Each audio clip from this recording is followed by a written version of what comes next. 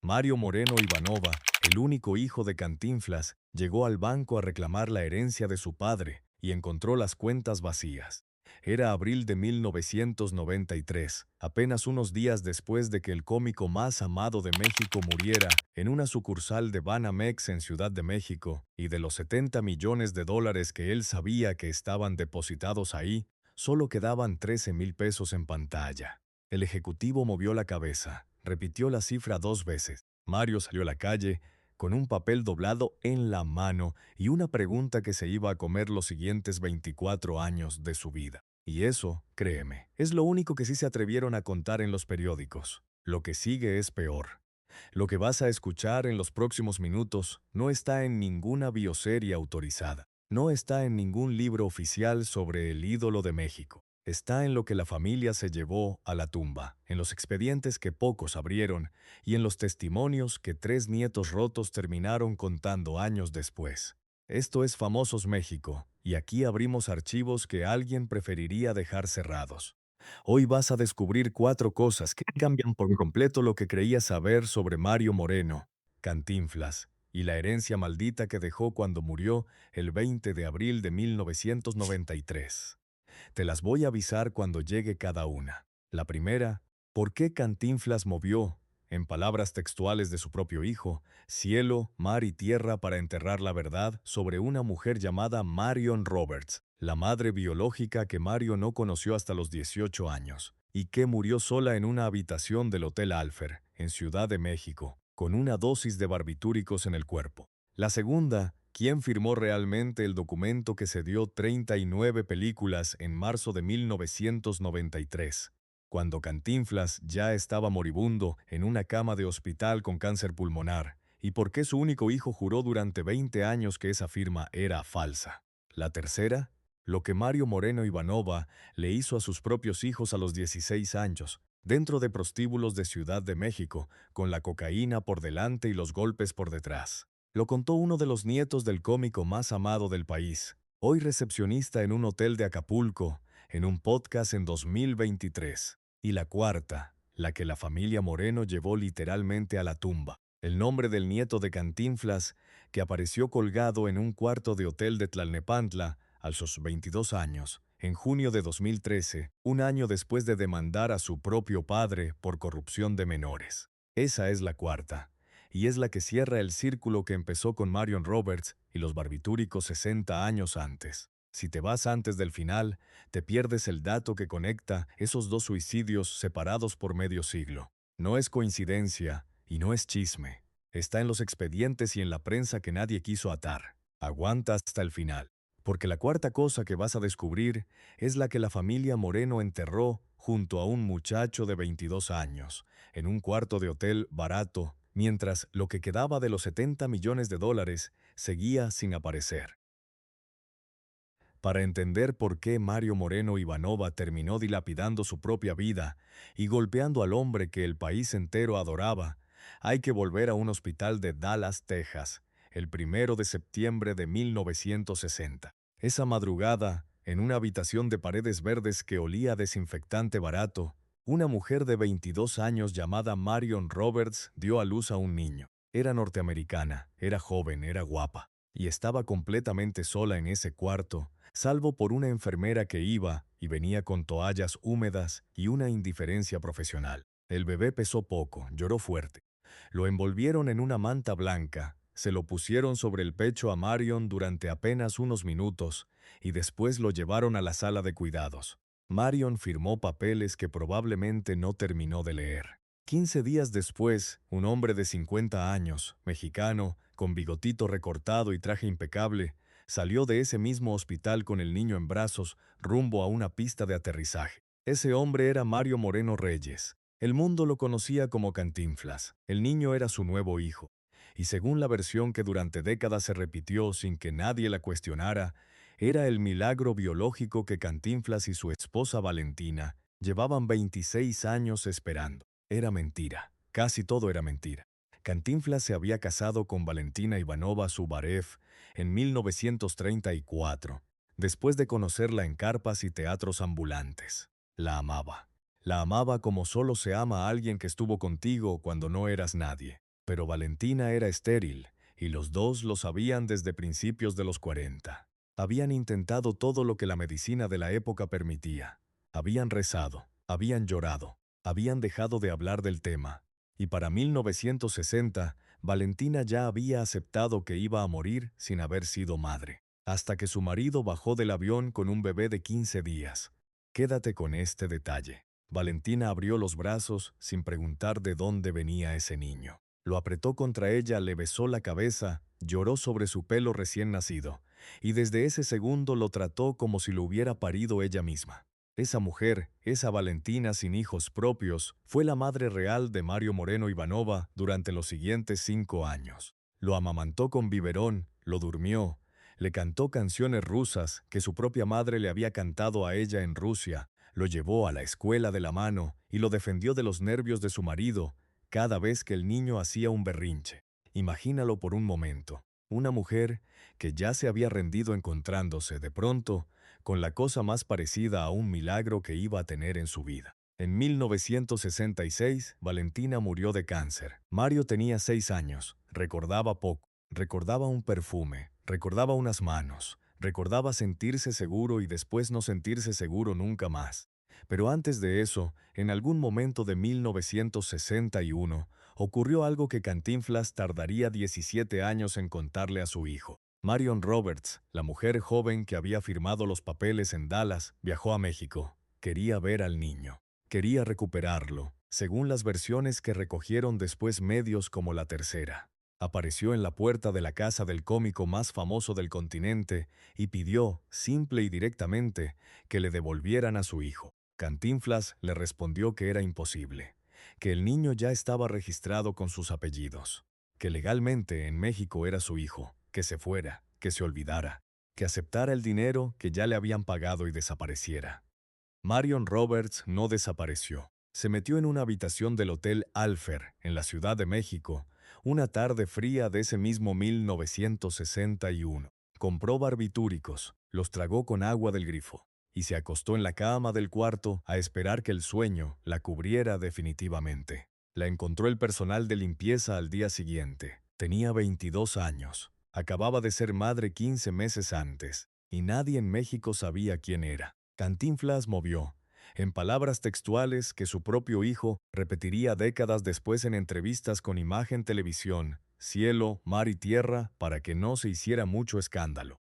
Lo único que salió en la prensa fue una fotografía y un nombre que no era el verdadero. Marion Roberts fue enterrada en algún cementerio de la Ciudad de México bajo un alias, con un acta firmada por funcionarios que probablemente recibieron sobres con efectivo. Y arriba, en la casa de Cantinflas, un niño de 15 meses dormía la siesta sin saber que su madre acababa de morir sola, a 15 minutos en coche de la cuna donde respiraba. Guarda este nombre, Hotel Alfer, va a volver. De esa mentira sostenida durante 18 años, de esa madre enterrada con un apellido falso y de ese padre adoptivo que enterró el secreto con la misma habilidad con la que enterraba un chiste en un monólogo, salió el hombre que años después tomaría las decisiones que iban a destruir a su propia sangre. Mario Moreno Ivanova nunca tuvo fama propia.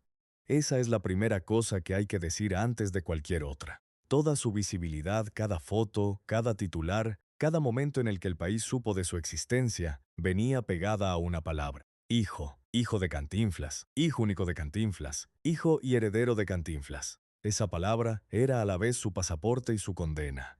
El mundo lo vio como el heredero de un imperio. Cuentas bancarias en Banamex, con cifras de 8 dígitos. Cuentas en España, cuentas en Nueva York, cuentas en Inglaterra. Cuentas en las Islas Caimán, ese paraíso fiscal donde el dinero entra fácil y sale más fácil todavía. Propiedades. 5 casas en distintos puntos del país. Una cadena de peluquerías. Salones de belleza. Una colección de arte privada. Un avión privado para él solo.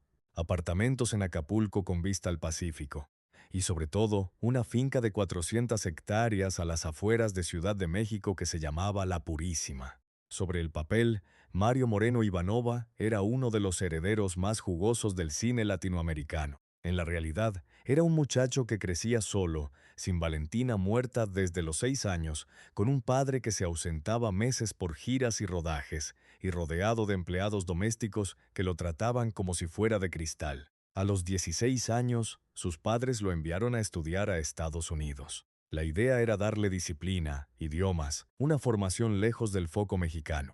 Lo que pasó en realidad, según contó su primo Eduardo Moreno Laparad en entrevistas posteriores, es que Mario regresó a México convertido en otra persona. Volvió, dijo Laparade textualmente, con todas las adicciones posibles: cocaína, barbitúricos, alcohol, una colección completa de modos de salirse del cuerpo. Cantinflas no supo qué hacer. Eso lo sabemos por testimonios de personas del entorno. El hombre que había hecho reír a multitudes en estadios enteros, que había recibido aplausos del Papa, que se había sentado a comer con presidentes de 3 continentes, se encontró frente a un hijo adolescente que le hablaba mal, que faltaba al respeto a las pocas mujeres que entraban en su vida y que no aguantaba ninguna conversación seria sin gritar. Y aquí entra el objeto que va a recorrer toda esta historia hasta el final. Guarda este detalle, porque vas a entender después por qué importa. La firma de Cantinflas, esa rúbrica curvada, casi ilegible, con un gancho al final, que el cómico estampaba sobre fotografías, sobre cheques, sobre contratos de cine, sobre dedicatorias a niños que se acercaban en restaurantes. En esos años, mediados de los 70, la firma de Cantinflas todavía era solo eso, una firma, el gesto cotidiano de un hombre famoso. Aún no era el papel que iba a partir a una familia en dos durante 20 años de tribunales. Aún no valía 39 películas. Aún no era el documento más caro del cine mexicano. Pero ya estaba escribiéndose cada día sobre algo, y un día, cuando dejara de escribirse, alguien iba a copiarla. ¿O no? Eso lo decidirán los tribunales mucho después. Cantinflas intentó 3 veces, según fuentes cercanas a la familia, encarrilar a su hijo. La primera vez lo mandó a una clínica privada en Estados Unidos. Mario salió a las 3 semanas, limpio, sereno. Prometió cambiar. Su padre le compró un coche, le abrió una cuenta, le presentó a una muchacha de buena familia. Durante 2 meses todo el entorno respiró tranquilo. La segunda vez lo metió a trabajar en una de sus empresas. Mario aguantó 5 semanas. Llegaba tarde, se iba antes, se peleaba con los empleados. Lo despidieron por orden directa de su propio padre, lo cual no es una metáfora. La tercera vez lo casó, o más bien dejó que se casara. Mario se casó con Abril del Moral. Tuvieron 2 hijos a los que llamaron Mario y Valentina, en homenaje al abuelo y a la madre muerta. Las disqueras del entorno familiar festejaron. Los amigos de Cantinflas creyeron que por fin el muchacho se había encontrado a sí mismo, excepto que el matrimonio duró 3 años, excepto que Abril del Moral lo denunciaría después por maltrato, excepto que Mario volvió a las drogas antes de cumplir el 2º aniversario. Y entonces ocurrió lo que esta historia llevaba años esperando.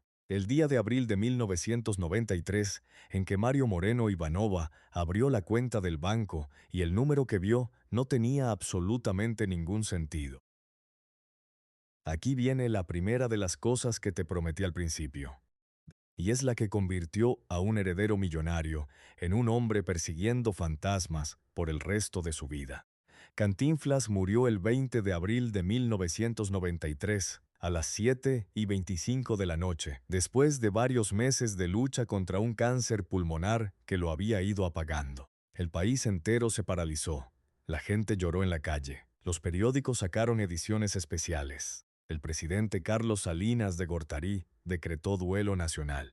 Y Mario Moreno Ivanova, el único hijo, dejó pasar los rituales del funeral, dejó pasar las visitas oficiales, dejó pasar las flores que llegaban por camiones desde toda la República, y a los pocos días hizo lo que cualquier heredero hace en silencio detrás de la pena pública. Fue al banco. Imagínalo por un momento. Tiene 32 años, es alto, delgado, está mal afeitado, vestido de luto. Entra a una sucursal de Banamex en Ciudad de México, con los papeles del acta de defunción de su padre en una carpeta. Pide hablar con el ejecutivo principal. Le entrega la documentación. Se sienta. Espera. El ejecutivo teclea. Vuelve a teclear. Frunce el ceño. Llama por teléfono interno. Espera. Cuelga. Le pide disculpas a Mario y le pregunta si está seguro de que esa es la cuenta correcta. Mario le dice que sí, la cuenta de su padre, la cuenta principal, donde, Según le había dicho su padre meses antes, había ahorrado aproximadamente 68 a 70 millones de dólares en distintos depósitos vinculados. El ejecutivo le gira la pantalla. 13,000 nuevos pesos. 13,000 nuevos pesos donde tenía que haber casi 70 millones de dólares. Mario se queda callado, según contó él mismo a El Universal en 2003. Se queda callado un buen rato. Después pregunta si hay otras cuentas asociadas. El ejecutivo le dice que no. Pregunta si hay movimientos recientes. El ejecutivo le dice que la información no se la puede dar sin orden judicial. Pregunta si está enterado el banco del fallecimiento. El ejecutivo le dice que aún no oficialmente, pero que ya lo registrará. Mario firma el documento que congela la cuenta. Se levanta, le da la mano al ejecutivo, sale a la calle, 13,000 pesos, 70 millones, 13,000 pesos. Esa cifra va a perseguirlo el resto de su vida. La va a repetir en entrevistas. La va a usar como arma en los tribunales. La va a soltar en cenas a familiares como si fuera una bomba. Y nadie, en los 24 años siguientes hasta su propia muerte, le va a dar una explicación que aguante 10 minutos de análisis. Durante las semanas siguientes, Mario viajó, voló a Madrid, voló a Nueva York, voló a Londres.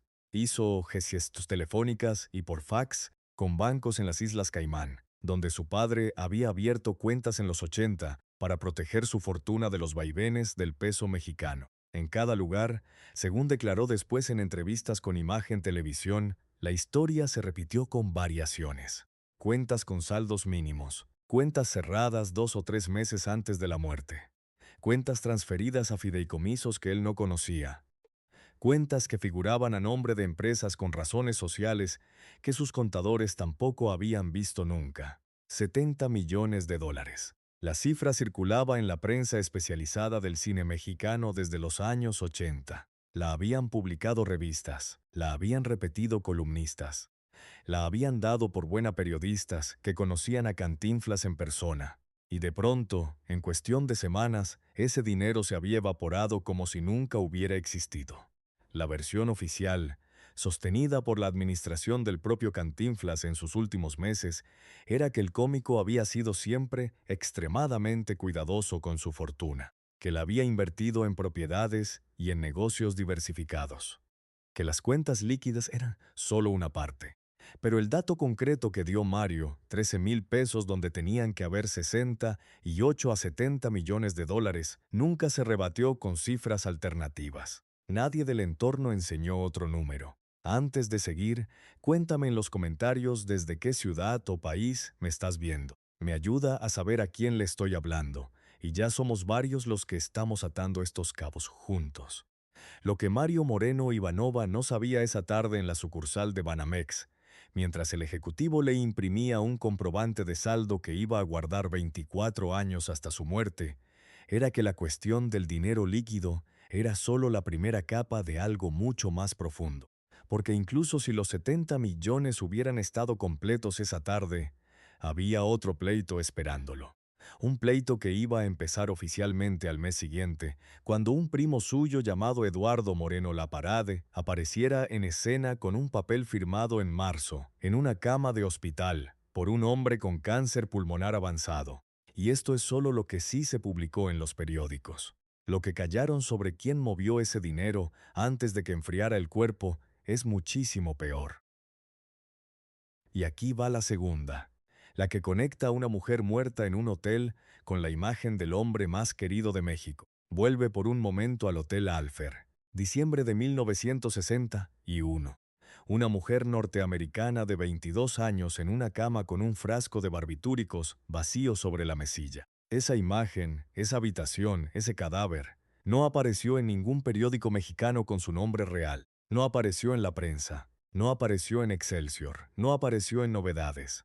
Solo apareció, según contó Mario Moreno Ivanova años después, una fotografía pequeña, sin contexto claro, con un nombre que no era Marion Roberts. ¿Cómo se logra que la muerte de una norteamericana joven en un hotel de la capital mexicana no haga ruido en 1961, cuando los periódicos vivían de notas rojas y los reporteros pagaban a policías por filtraciones de 15 pesos? Se logra con un ecosistema completo de complicidades, no con un solo cómplice, con varios. y cada uno tenía nombre, función y motivo. El primer cómplice fue el propio Mario Moreno Reyes, Cantinflas. El hombre era, en 1961, una de las 5 figuras más influyentes del país, más influyente que muchos políticos, más influyente que muchos empresarios. Una llamada suya a un director de periódico era suficiente para que una noticia desapareciera o se transformara. Una visita a la oficina de un funcionario era suficiente para que un expediente se traspapelara. Cantinflas usó esa influencia, la usó al máximo. Movió, según las palabras que su propio hijo repetiría décadas después, cielo, mar y tierra. El segundo cómplice fue el aparato administrativo de la propia Ciudad de México. Para enterrar a una persona bajo un nombre falso, hace falta un acta de defunción firmada. Hace falta un funcionario del registro civil que acepte poner ese nombre. Hace falta un empleado del cementerio que entierre el cuerpo sin preguntar. Hace falta, posiblemente, un médico forense que firme la causa de muerte sin entrar en demasiados detalles sobre la identidad de la víctima. Cada uno de esos pasos requirió, según testimonios recogidos posteriormente, sobres con efectivo o favores futuros. El tercer cómplice fue Valentina Ivanova. Ella sabía, ella tuvo que saber. Una esposa estéril durante 26 años no recibe un bebé recién nacido de manos de su marido sin hacer preguntas. Valentina conocía el origen biológico del niño. Conocía probablemente a Marion Roberts de oídas. Y cuando Marion murió, Valentina cayó, no por crueldad, por amor a un niño de 15 meses que ya era suyo en cada gesto cotidiano y al que la verdad solo le habría hecho daño. El comunicado familiar de aquellos años, repetido en biografías oficiales del cómico durante décadas, decía simplemente que Cantinflas y Valentina habían adoptado un niño porque ella no podía concebir. No decía cómo, no decía dónde, no decía de quién venía el niño. No decía nada sobre una norteamericana que había aparecido un año después pidiendo recuperar a su hijo. No decía absolutamente nada sobre un hotel llamado Alfer, ni sobre barbitúricos, ni sobre un acta firmada bajo un alias en un cementerio mexicano. Ese silencio, ese hueco enorme en la biografía oficial, es el ruido más ensordecedor de toda la historia de Cantinflas como padre. Ponte por un momento dentro de la cabeza de Cantinflas en 1961. 41 años de carrera. Películas que llenaban cines en toda América. Una imagen pública construida sobre la idea de un personaje bondadoso, picaresco, defensor del pueblo. Si la prensa publicaba que una muchacha norteamericana de 22 años se había suicidado en un hotel de Ciudad de México después de que Cantinflas se negara a devolverle a su hijo, esa imagen pública saltaba en pedazos. No quedaba nada, ni la carrera, ni el cariño del público, ni la posibilidad de seguir trabajando en Estados Unidos, donde acababa de filmar La Vuelta al Mundo en 80 días con Michael Lois Anderson. Cantinflas no era un hombre estúpido. Calculó en frío, decidió en frío, pagó lo que tuvo que pagar, y siguió haciendo películas y dando entrevistas durante los siguientes 32 años, como si Marion Roberts nunca hubiera existido. El hombre que en pantalla defendía siempre al más débil frente al poderoso era, en la vida real, el poderoso que silenciaba a la débil. No hay manera de suavizar ese dato. Mario lo supo a los 18 años, no antes. La escena de la revelación, según la contó él mismo en distintas entrevistas a lo largo de los años, ocurrió en una cena entre padre e hijo. Mario acababa de cumplir la mayoría de edad. Su padre lo invitó a un restaurante, pidió vino, le preguntó cosas generales, y de pronto, sin transición, le dijo que tenía algo que contarle. Le dijo que Valentina, a la que Mario seguía recordando como su madre muerta cuando él tenía 6 años, no era su madre biológica. Le dijo que había habido otra mujer, una norteamericana, joven, le dijo cómo se llamaba, y le dijo que había muerto poco después de él haber nacido, de una manera muy triste, y que esa era la razón por la que jamás le habían contado nada. Mario escuchó. No preguntó mucho esa noche, según contó después. Llegó a su casa, se sentó en su cama, miró al techo y empezó a entender por qué llevaba 18 años sintiendo un hueco en el pecho que ninguna fiesta, ningún coche nuevo, ninguna disco, ninguna línea de cocaína había podido tapar. Y mientras Mario procesaba esa información durante las semanas siguientes, su padre Cantinflas, allá afuera, seguía firmando autógrafos, seguía dando ruedas de prensa, seguía bromeando con periodistas sobre lo difícil que es ser padre soltero después de la muerte de Valentina, sin que ninguno de los reporteros que tenía enfrente sospechara que ese hombre había firmado, 32 años antes, el certificado de un entierro con un nombre que no era el verdadero. Si en este punto crees que ya lo sabes todo sobre esta familia, todavía falta lo peor. Y empieza con una firma temblorosa sobre la cama de un hospital, en marzo de 1993, cuando Cantinflas ya casi no podía hablar. Hagamos una pausa. Ya sabes que los 70 millones de dólares que se suponía que estaban en las cuentas de Cantinflas se convirtieron, la tarde en que su único hijo entró al banco, en 13,000 nuevos pesos sobre la pantalla de un ejecutivo de Banamex.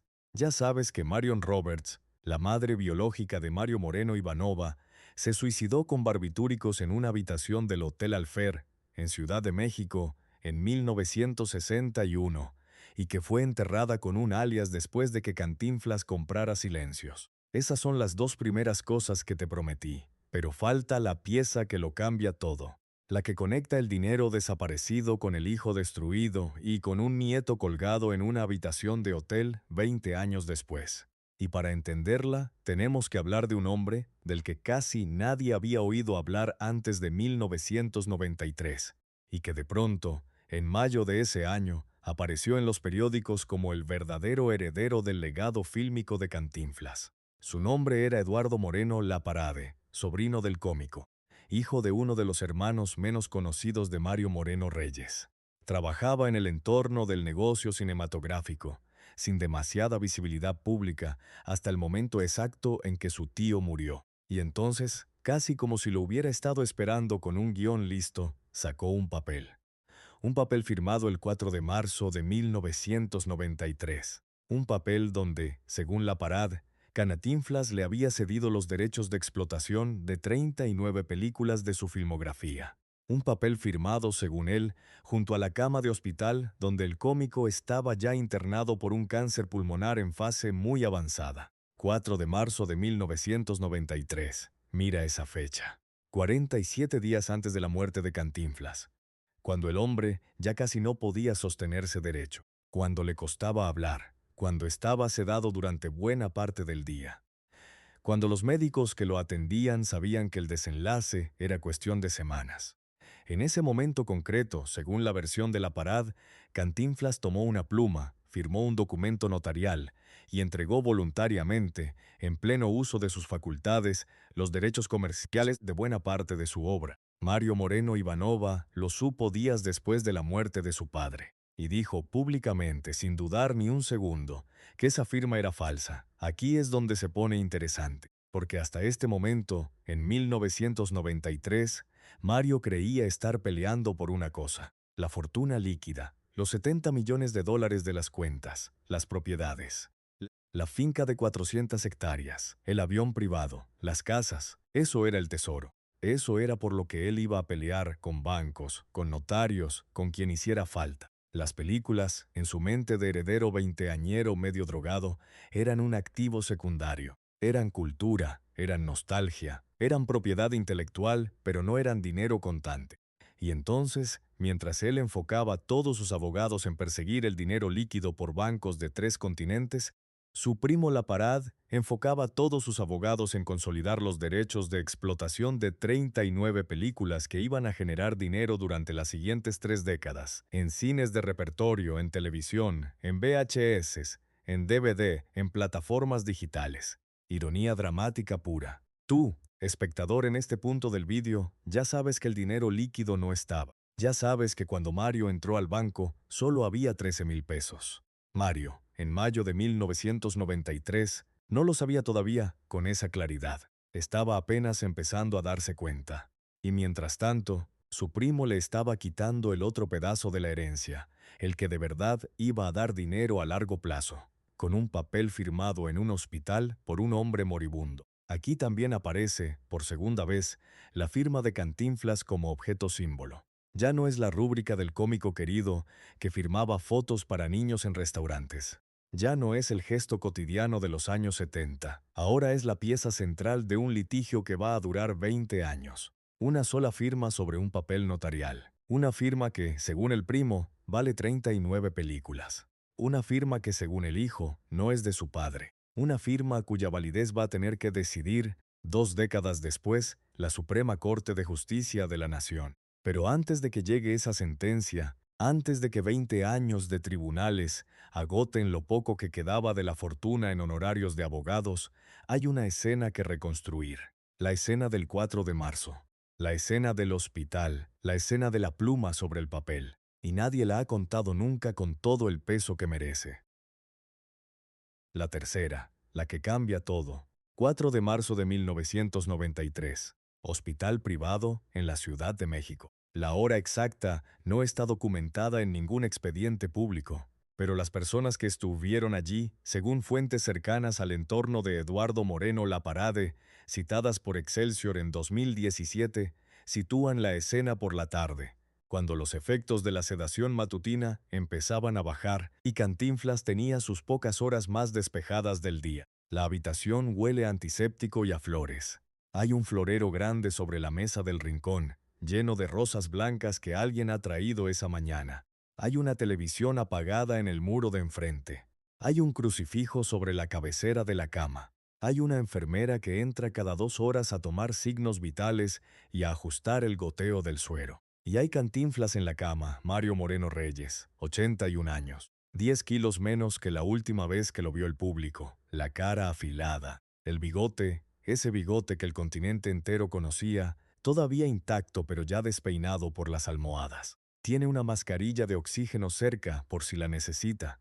Tiene un catéter en el brazo derecho. Y tiene los ojos cerrados gran parte del tiempo, dormitando entre dosis de morfina que los médicos le administran para controlar el dolor del cáncer pulmonar. Entra su sobrino Eduardo Moreno Laparade. Entra un notario. Entran, según versiones, 1 o 2 testigos. Traen una carpeta. Despiertan al cómico con cuidado. Le hablan, le explican. Le dicen que es un documento sobre las películas. Le dicen que es para proteger su obra. Le dicen que firme aquí. Le ponen la pluma en la mano. Le sostienen el papel a la altura del pecho para que pueda alcanzarlo sin levantarse. La mano tiembla, la pluma se mueve. La rúbrica sale curvada, casi ilegible, con un gancho final que se parece, sí, mucho, a la firma de Cantinflas. Pero también puede parecerse a una imitación cuidadosa hecha por alguien que llevaba semanas practicándola. El notario sella, los testigos firman, la carpeta se cierra. Eduardo Moreno Laparade sale del hospital con el papel más caro del cine mexicano bajo el brazo. Pero lo que nadie documentó, lo que ningún expediente recoge, es qué pasaba dentro de la cabeza de Laparade en ese momento. Según declaró el propio Eduardo Moreno Laparade a La Jornada en 2017, él llevaba años viendo a su primo Mario consumirse en adicciones, malgastar dinero y demostrar que era incapaz de administrar nada más complejo que una deuda. No era venganza, era en su propia lógica prevención. 47 días antes de que su tío muriera, Laparade había calculado que ese archivo de 39 películas, esas latas de celuloide que ya generaban regalías en televisión y distribución doméstica, iban a desaparecer en honorarios de abogados y noches sin control si las heredaba Mario. Él se consideraba el único adulto de esa historia, el único capaz de custodiar el legado.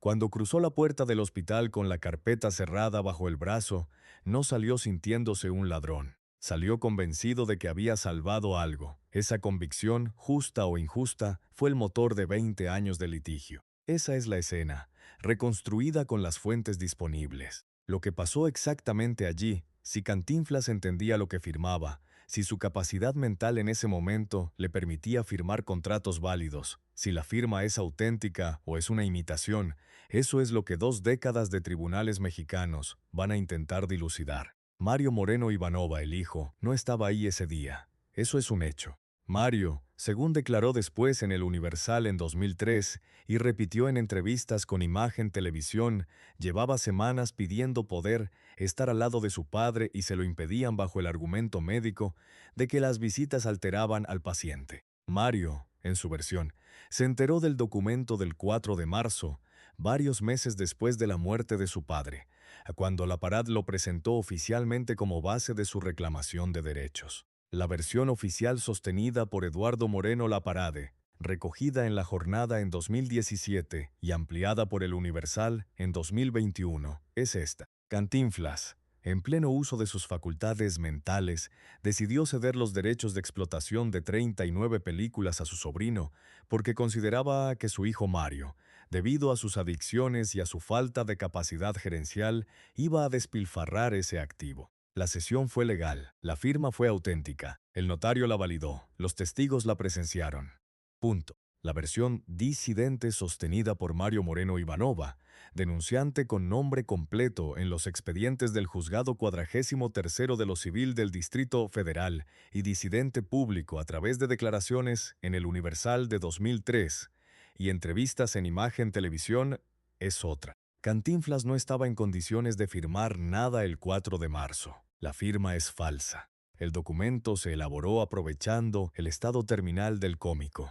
Y la propia propiedad intelectual reclamada era inexacta porque, según Mario, Cantinflas solo tenía derechos sobre 35 películas, no 39, ya que 4 pertenecían a otras compañías como Columbia Pictures. El comunicado oficial de la familia, leído desde su versión más limpia, dice que Cantinflas dejó arreglada su sucesión antes de morir. No dice si estaba lúcido cuando firmó. No dice quién le sostuvo el papel. No dice quién le puso la pluma en la mano temblorosa. No dice por qué su único hijo, declarado públicamente como heredero universal, no estaba presente en esa habitación esa tarde. No dice por qué la decisión sobre 39 películas se tomó 47 días antes de la muerte y no 2 años antes, cuando el cómico estaba sano y podía firmar con pulso firme.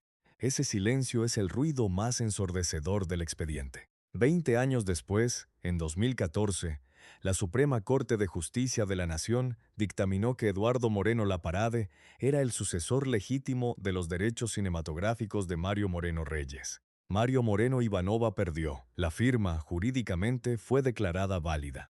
El papel del 4 de marzo de 1993 aguantó 2 décadas de impugnaciones, peritajes caligráficos, testimonios cruzados y apelaciones, y al final salió validado.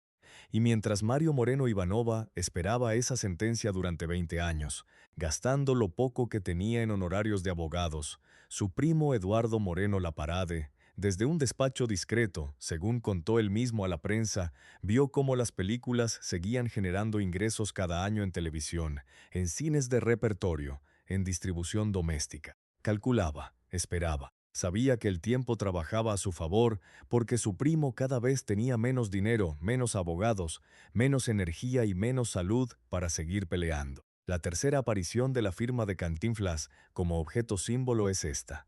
La sentencia de 2014. El papel del 4 de marzo, firmado con pulso tembloroso en una cama de hospital, salió validado por el máximo tribunal del país.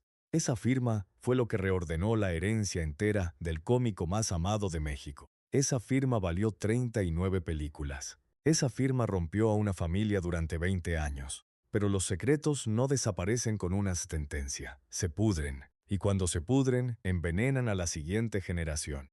Empezando por un niño de 16 años al que su padre obligó a meterse cocaína en prostíbulos de la Ciudad de México. Para que la tercera pelea no destruyera del todo el apellido Moreno, alguien dentro de la propia casa tuvo que pagar el precio, y fueron los hijos. Mario Moreno Ivanova había tenido 2 matrimonios reconocidos con descendencia. Con Abril del Moral, en su primer matrimonio, tuvo a Mario y a Valentina. Ese matrimonio duró 3 años, terminó en denuncias por maltrato, y los niños crecieron en su mayor parte con la madre. Con Sandra Bernat Castellano, su segunda esposa, tuvo a Mario Patricio y a los mellizos Marisa y Gabriel. Ese matrimonio duró 19 años. Sandra Bernat lo demandó después por agresiones físicas y psicológicas sostenidas durante todo ese período. Los 3 hijos de ese matrimonio crecieron, según contaron después en entrevistas, en una casa donde el miedo era un mueble más. Un mueble que estaba siempre en el pasillo, siempre encendido, siempre esperando. Gabriel Moreno Bernat, uno de los mellizos, lo contó en 2023 en el podcast. No pasa nada con una claridad que dejó a muchos sin saber qué decir. Mi papá me dijo que me iba a ser hombre, contó. Me dio unos golpes. Y por miedo a que me siguiera pegando, le jalé a la cocaína. Tenía 16 años. Su padre lo llevó a prostíbulos de la Ciudad de México. Le puso la línea delante. Le dio el billete enrollado en la mano. Y le explicó que así era como, en esa familia, los hombres se hacían hombres. Gabriel describió la escena con detalles que no se inventan. El olor del cuarto, la música baja, la voz de su padre repitiéndole que dejara de llorar, que esa noche era una iniciación, que un moreno no podía ser un cobarde. A los 16 años, un adolescente que cargaba el apellido más amado de la comedia mexicana aprendió que la masculinidad en su casa se medía en gramos. Mario Patricio Moreno Bernat, hermano mayor de Gabriel, pasó por algo parecido y reaccionó distinto. En 2012, con 21 años, presentó una denuncia formal contra su propio padre por corrupción de menores, por abusos psicológicos, por maltratos físicos y por haberlo enganchado a las drogas desde adolescente. El expediente quedó registrado. La denuncia llegó a medios. Mario Moreno Ivanova respondió públicamente que su hijo estaba enfermo, que mentía, que era una víctima de las adicciones que él mismo había desarrollado por su cuenta. El padre, en cámara, sonreía. El hijo en su cuarto hacía las cuentas de cuánto tiempo más podía aguantar. El 24 de junio de 2013, un año después de aquella denuncia, Mario Patricio fue encontrado colgado en una habitación de hotel en Tlalnepantla, Estado de México. Tenía 22 años. El nieto de Cantinflas, el bisnieto del aplauso fácil, había elegido un cuarto anónimo para apagarse. Nadie quiso recordar que la abuela biológica que él nunca conoció, Marion Roberts, también se había quitado la vida en un cuarto de hotel 52 años antes, en el Alfer, con barbitúricos. La misma soledad, la misma fórmula, el mismo apellido oculto detrás del trámite. Pero el mecanismo de silencio funcionó parecido al de Cantinflas con Marion Roberts 30 años antes. Hubo abogados de la familia que minimizaron la denuncia. Hubo periodistas amigos del entorno que no le dieron seguimiento a la nota más allá del primer día. Hubo gestiones para que el expediente se moviera lento. Y mientras eso ocurría, los dos hermanos Bernat siguieron deshaciéndose por dentro en silencio. Gabriel, según contó él mismo, pasó años entrando y saliendo de clínicas de rehabilitación. Hoy sobrevive como recepcionista en un hotel de Acapulco, según reportó Infobae en 2025. Lleva el apellido de una de las figuras más célebres del continente. No ha recibido un solo centavo de los 70 millones de dólares que se suponía existían. Y atiende el mostrador de check-in en un hotel de la costa pacífica, reconstruyendo su vida un día a la vez. Esa es la consecuencia física concreta del encubrimiento, no un adjetivo, un mostrador de hotel, un uniforme, un turno de noche, un apellido famoso encima de una placa de empleado, y un hermano enterrado a los 22 años en un cementerio donde casi nadie pronunció la palabra suicidio en voz alta. Porque el verdadero documento maldito de esta familia no era el testamento del 93, era otro, y todavía nadie lo había leído entero. Y la cuarta, la que la familia Moreno llevó a la tumba. Mario Moreno Ivanova ya no es el heredero del imperio de Cantinflas. Es, en el otoño de 2016, un hombre de 56 años con un corazón defectuoso desde el nacimiento, 3 décadas de barbitúricos circulando por su sangre, problemas crónicos de hipertiroides, diuréticos de prescripción que toma cada mañana con un vaso de agua tibia, y un departamento en Ciudad de México que no es suyo, sino que se lo compró su tercera esposa, Tita Marvés, con dinero de su propio padre. La fortuna que iba a heredar se evaporó en 2 frentes simultáneos durante 24 años. Por un lado, los 70 millones líquidos nunca aparecieron, y los rastreos bancarios internacionales en España, en las Islas Caimán, en Nueva York, en México, no llevaron a ninguna parte concreta. Por el otro, lo poco que tenía Mario en propiedades y en activos personales se fue gastando en honorarios de abogados para sostener la pelea contra Eduardo Moreno Laparade. Vendió casas, vendió ranchos, vendió pequeños hoteles. Cada escritura firmada era un trozo del legado de Cantinflas, convertido en efectivo para pagar a un despacho que al final tampoco ganó. Quédate con este detalle porque es el que más duele. El hijo único de Cantinflas, en sus últimos años, vivía en un departamento que le compró su tercera esposa con ayuda económica de su suegro. Comía gracias a esa misma mujer. Pagaba los medicamentos del corazón gracias a esa misma mujer. Y a pesar de eso, a finales de 2016 llevaba ya varios meses separado de ella sin haber concretado el divorcio, porque el divorcio también costaba dinero que ya no tenía. Cuando perdió definitivamente el pleito de las películas en 2014, Mario ya casi no tenía nada propio. 2 décadas de litigios habían consumido no solo el dinero, sino también la energía, la salud y cualquier posibilidad de construir algo distinto al resentimiento. Su primo Eduardo Moreno Laparade lo había llamado públicamente delincuente que solo lucra con el nombre de su padre. Mario lo había acusado de presentar una firma falsa ante un juez. 21 años de insultos cruzados en papel timbrado. A su hijo Mario Patricio ya no le hablaba desde la demanda de 2012. A su hijo Gabriel tampoco. A su primo Eduardo Moreno Laparade no le había dirigido la palabra desde el día en que ese papel del 4 de marzo de 1993 había aparecido ante los tribunales. A su primera esposa Abril del Moral no le hablaba desde el divorcio. A su segunda esposa Sandra Bernat no le hablaba desde las demandas por violencia durante 19 años de matrimonio. A su tercera esposa Tita Marvés no le hablaba desde la separación reciente. Estaba solo, absolutamente solo en un departamento ajeno dentro de una ciudad que lleva el apellido de su padre en cada cartelera de cine antiguo. Es la madrugada del lunes 15 de mayo de 2017. Son aproximadamente las 3:30 de la madrugada en Ciudad de México. El aire de esa hora tiene la densidad particular de las ciudades que nunca terminan de dormirse, ese rumor sordo de motores lejanos y perros que ladran a la nada. Mario Moreno Ivanova está en su departamento. Ha dormido mal, como casi todas las noches de los últimos meses. La válvula defectuosa que lleva en el pecho desde que nació en Dallas el 1 de septiembre de 1960 lleva años trabajando con un esfuerzo desproporcionado para mantenerlo en pie. Los diuréticos alivian algo la presión acumulada, pero no resuelven el problema de fondo. Nada resuelve el problema de fondo. Se despierta en la oscuridad del cuarto. Hay una sequedad extraña en la garganta, una tensión que no es exactamente dolor, sino algo anterior al dolor, un aviso que el cuerpo envía cuando ya no tiene margen. Se incorpora despacio sobre la cama, los pies tocan la alfombra fría, se pone de pie. Da 3 pasos, quizá 4, en dirección a la cocina o al teléfono, nunca se sabrá exactamente hacia dónde iba. Siente la presión primero como un peso que aplasta el esternón desde adentro, desde el interior mismo del pecho, y después como una contracción que sube hacia el cuello y le corta el aire. Se lleva la mano derecha al esternón. Intenta caminar. No llega. Cae sobre la alfombra de su propio departamento. Su mejilla izquierda toca el tejido de la tela. La presión en el pecho no cede. El corazón.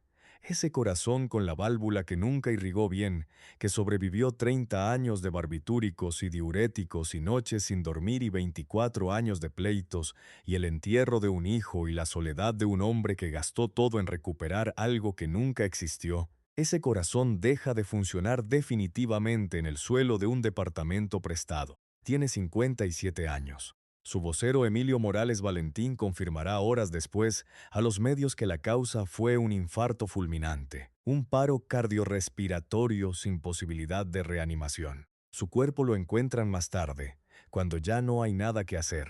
No estaba su hijo Mario Patricio, no estaba su hijo Gabriel, no estaba su hija Valentina, no estaba Abril del Moral, no estaba Sandra Bernat, no estaba Tita Marvés, no estaba Eduardo Moreno Laparade, al que había odiado durante 24 años con la fidelidad constante que ya no le quedaba para ninguna otra cosa. No estaba ni siquiera el fantasma de Cantinflas que tanto lo había aplastado en vida. Estaba solo en la alfombra, como Marion Roberts en el cuarto del Hotel Alfer 56 años antes.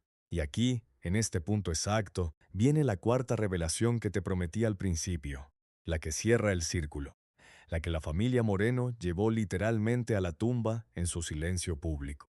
Mario Patricio Moreno Bernat, el hijo que en 2012 había denunciado formalmente a su padre por corrupción de menores, No estaba en el departamento esa madrugada del 15 de mayo de 2017 porque estaba muerto desde hacía casi 4 años. El 24 de junio de 2013, Mario Patricio Moreno Bernat, nieto de Cantinflas, fue encontrado colgado en una habitación de un hotel de Tlalnepantla, en el Estado de México. Tenía 22 años.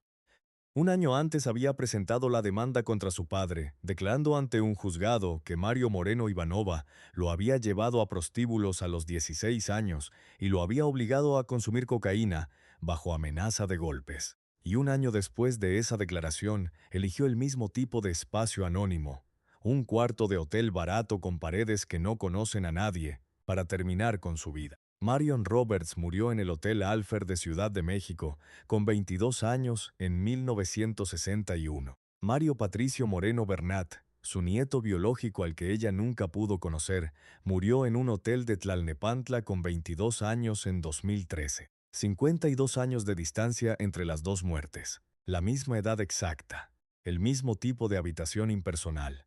La misma soledad absoluta en el desenlace. Esa cadena, esa repetición de un patrón idéntico a través de 3 generaciones de una misma familia, no aparece en ninguna biografía oficial de Cantinflas. No aparece en ningún homenaje televisivo del cómico. No aparece en los reportajes de aniversario que cada 20 de abril publican los periódicos mexicanos. Está en los expedientes judiciales, está en los testimonios de Gabriel Moreno Bernat, está en las fechas que cualquiera con paciencia puede cruzar y verificar. Pero el público general nunca lo unió. Mario Moreno Ivanova muere a la madrugada del 15 de mayo de 2017. Pero 4 años antes ya había enterrado lo único que de verdad importaba, a su hijo de 22 años, encontrado colgado en un cuarto de hotel, que antes de morir lo había acusado públicamente de empujarlo a las drogas con sus propias manos. Y sin embargo, hay algo que ninguna crónica de la muerte de Mario Moreno Ivanova publicó aquella semana de mayo de 2017. Algo que su vocero no mencionó en el comunicado oficial. Algo que los hijos supervivientes guardaron con una discreción que todavía hoy resulta difícil de explicar del todo. Volvamos a donde empezamos. Abril de 1993. Una sucursal de Banamex en Ciudad de México. Un hombre de 32 años, vestido de luto, frente a una pantalla que marca 13,000 pesos, donde tenían que haber estado 70 millones de dólares. Ese hombre esa tarde no lo sabe todavía.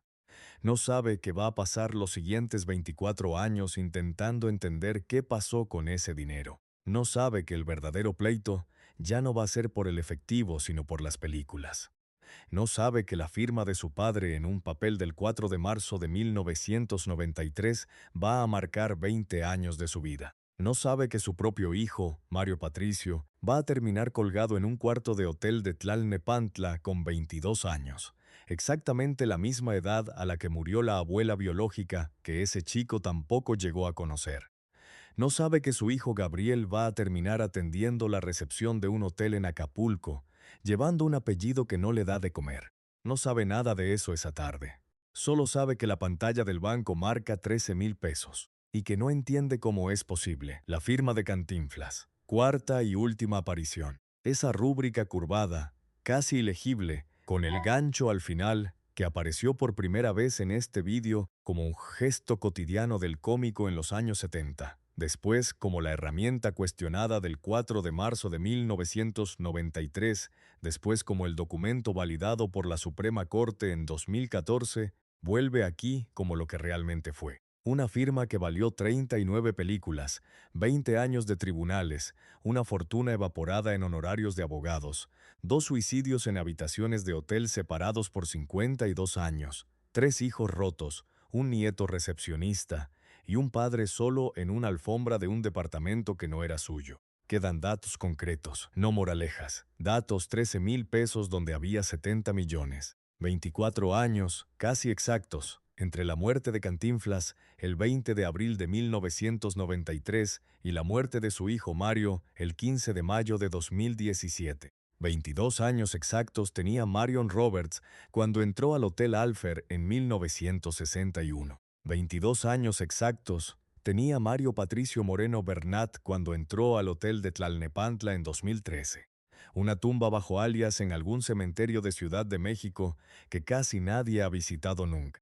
Un nieto que hoy reparte llaves de habitación en la recepción de un hotel de Acapulco. Una firma temblorosa sobre un papel en una cama de hospital. Si quieres que sigamos abriendo archivos que alguien preferiría dejar cerrados, archivos como este, suscríbete al canal y activa la campana.